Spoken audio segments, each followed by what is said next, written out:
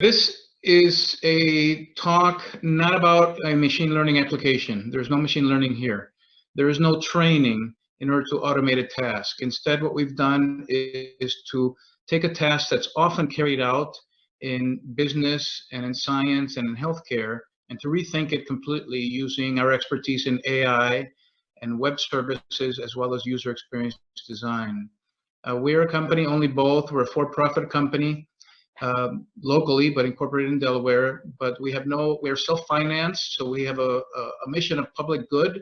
We don't have to respond to any external funders. The origins of this research were 20 years ago at Carnegie Mellon under an NSF grant that proposed a new question that could be automated, that hadn't really been approached computationally before, but then that was set aside because I spent 15 years or 12 years with a CMU spinoff, Vivissimo, that was later acquired in 2012.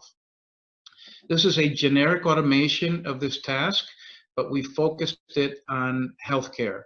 Last year, we entered a challenge where the Health Data Palooza conference in DC prepared a large data set on all counties in the United States and said, do something with this data, and we were a co-winner based on our automation, our application of the technology to that data.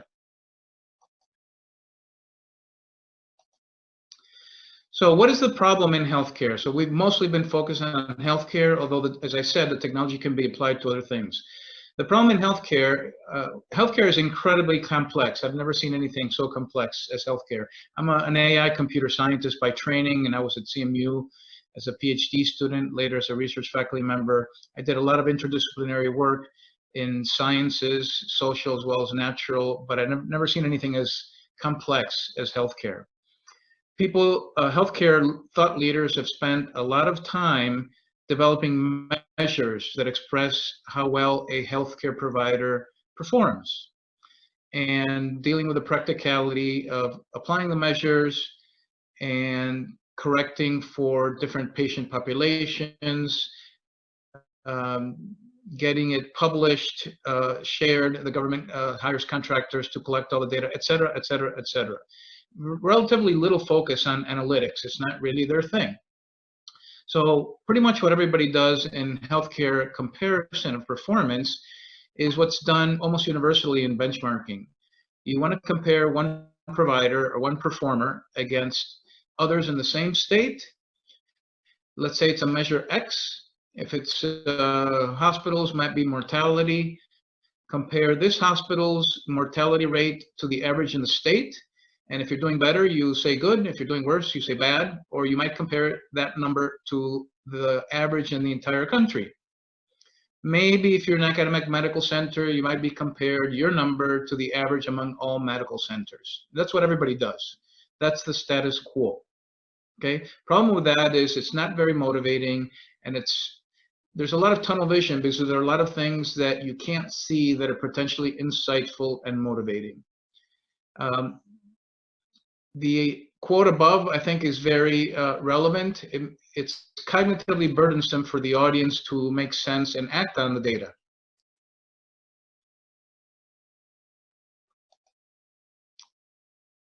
Okay. So why does this matter? Well, take a look at this very interesting quote by Louis Brandeis, who was a Supreme Court justice in the United States 1 century ago. Publicity is a remedy for social and industrial diseases. We might add government diseases as well, since government doesn't always behave well. Publicity is a remedy. Sunlight is the best of disinfectants. You've probably heard that phrase before. And electric light, the most efficient policeman. So in a word, the word that's used in healthcare is transparency. Make the performance of healthcare providers highly transparent for a number of reasons. One of which is to enable consumers to select providers more knowledgeably. But there's controversy about the effectiveness of that pathway as a way to drive performance improvement. There's a very interesting article quoted, cited there on this page, that the main driver of performance improvement among healthcare providers is their reputation, naming and shaming if they don't do well. So make the information public to consumers, but also to colleagues in healthcare. And if you're doing badly as a hospital or as an individual, then you will be named and shamed.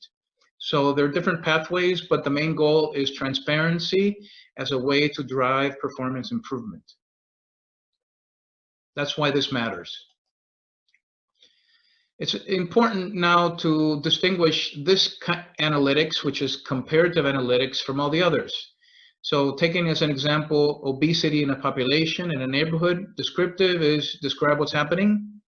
Comparative is to compare this neighborhood to others. Causal, what's causing obesity or lack of obesity in this population. Predictive is what will happen in the future. And prescriptive is what should you do about it. It's very important to realize that whether you are software or you're a human being, all of these tasks involve different knowledge and reasoning and algorithms, and also potentially different data. Okay, so the fact that you are good at one of these doesn't mean that you're going to be good at any of the others, whether you're software or you're a human being. We are good, I would say we're the best in the world at comparative analytics, doesn't mean we can do any of the others. So most people these days talk about predictive analytics or maybe prescriptive. This is a different task.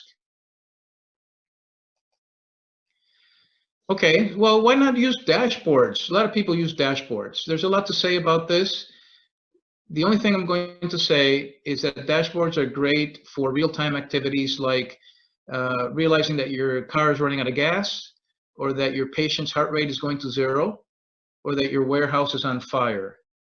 But for thoughtful performance comparison and taking action and discussion, dashboards are not the way to go. It's what a lot of people use because there's not much technology that's better.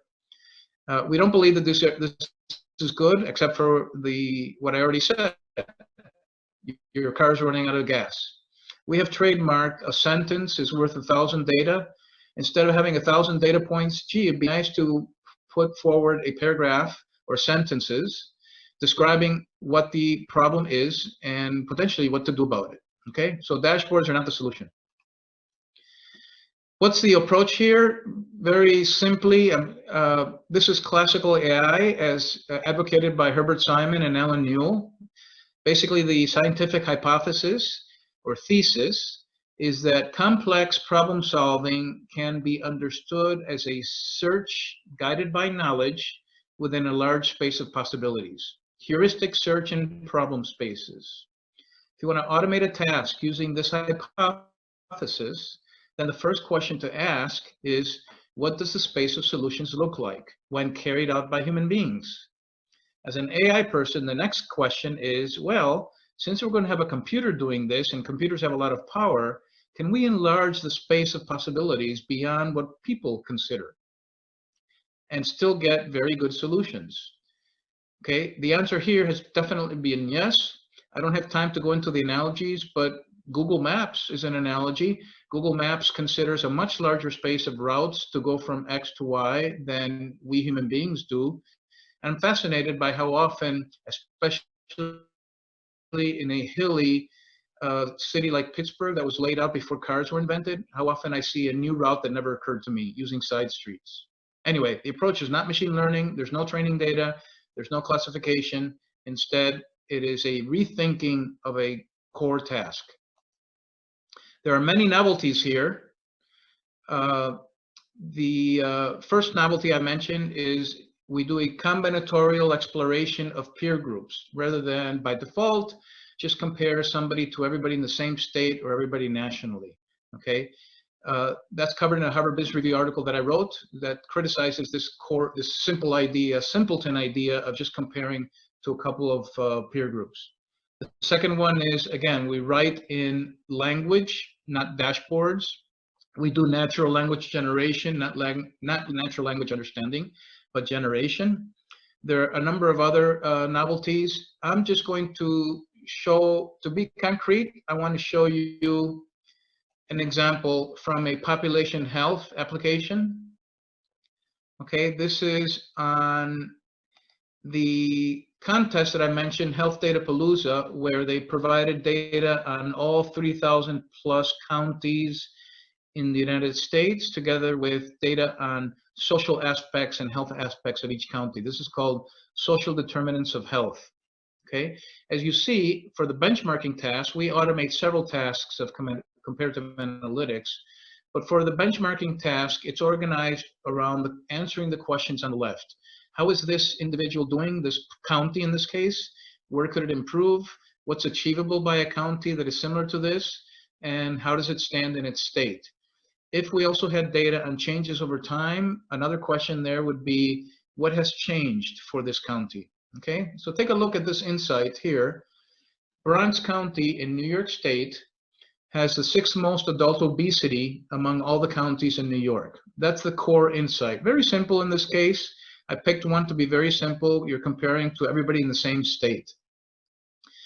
Now, you say other information that the user would want to know. Well, if you have the 6th most, how does that compare to the average? Well, you're about 3% above the average. And what's the standard deviation? Well, 3%, so you're about 1 standard deviation above the average. What else would you like to know? Well, can we dollarize the implications of this excess obesity? Okay, since we know the population of Bronx, we know the population that it's obese, and we have from a Brookings Institution paper, the average public cost price of an obese adult over a lifetime. We do the arithmetic, and so we can write that second paragraph. If the Bronx could just reach the average obesity, that would imply a decrease of that many adults and savings of about $4.4 billion for Bronx County over their lifetime. And then further below, if we're talking about obesity, then typically you want to know things like, okay, if you're the 6th most obese, how about diabetes? Well, Bronx has the most diabetes in New York State in that peer group. How about the adults who don't eat enough fruits and vegetables? Well, you have quite a lot of adults who don't do that, etc. So the principle here, and this is part of the novelty, is you show a comparative insight, but then you ask yourself, what else would the user want to know or should want to know? And then show it to them without requiring them to think of it, much less to go hunt for the answer in the UI. And you have to do this well without overloading the user with too much information. And as you scroll down, there's some other things that the user might want to know. If you're the 6th most, who are the others? Bronx is, the 6th most. Who has more obesity than you? Okay. And there's some other things, the references, where the data comes from. There's a visualization capability, which depends on the precise language nature of the insight, and so on. So this is one example of where Bronx could improve to illustrate a number of our novelties here. Okay, the novelty I illustrated was you want to supplement an insight with rich added context. Okay, I don't have time to go into the other total of 9 novelties here, but I do want to show you, let's see, I'm not sure how much time I have left, but whoops. Okay, at benchmine.com, we have applied this technology to 7 different healthcare sectors, all using federal data that anybody can download. You don't even have to register. The sectors are hospitals, nursing homes, home health agencies, dialysis, hospice, inpatient rehab, and long-term care hospitals. And we update this constantly. In fact, you can, when you go to benchmine.com, you can click on that check mark there and it'll tell you whether the data has been updated. The hospital's data was actually updated yesterday or the day before yesterday. We've already updated the software with that new data.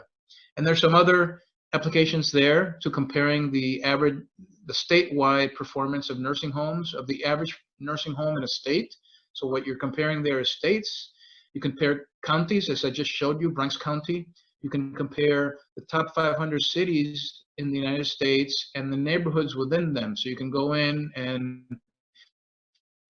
see a neighborhood in Pittsburgh, how it compares to the other neighborhoods in Pennsylvania, see who's doing well, who's doing badly, etc. Okay, this is free, open access. Anybody can go to that. Sorry, Ross, sorry to interrupt, but it seems like you're up on time. Okay. But because we are not seeing the next two speakers in the room. If you are in the room already, please raise your hand, and we will start your presentation. But if not, Raul, you may be able to wrap up in 2 minutes if you want. Should I continue or wait? You may continue for 2 minutes. Thank you. Okay. So benchmine.com is free and open access. I'm going to click on the hospitals one on the spreadsheet, and you get 4 engines that you can do. The first one, the benchmarking engine, is for deeply assessing one individual, in this case, one hospital. Next to that, the comparison engine is for comparing side by side up to 10 hospitals. So you can go in there and say, I want to compare 10 hospitals in Allegheny County, and it'll compare them side by side in an e-commerce way, but without novelties that we have introduced and published. The most novel is the Discover Hospitals, which is at the bottom right.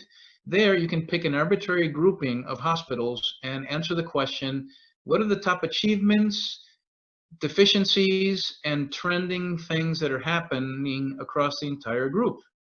You could say, for all the hospitals in Allegheny County, or all the hospitals that are owned by a particular chain, or all the hospitals that are within 5 miles of me, where I am right now. You pick the grouping, and then it'll tell you the top good, bad, and trending things that are happening. This is a very novel task. The only way you can do this is if you create beforehand all the benchmarking insights. So when hospitals data is updated, we push a button, we include the new data, and it runs for about 12 hours, generating the benchmarking insights. Now you have over 100,000 insights that you can use to answer a question like this. What are the top things that are happening in Allegheny County? Okay, just like a Google web search doesn't crawl the web as soon as you do a query, right? It's got an information structure that it can call on as you do a query. And then the fourth engine is a scoring engine. So these engines are available for all of the applications, no matter what you click on. So if we click on the benchmarking engine, here's a hospital in New York, east of Manhattan, west of Long Island. It's how is this hospital doing? It found 24 things to say. This is a pretty well-performing hospital. It found a lot of standout things to say about how this hospital is performing well. Instead, let's see where could it improve, even though it's a very good hospital.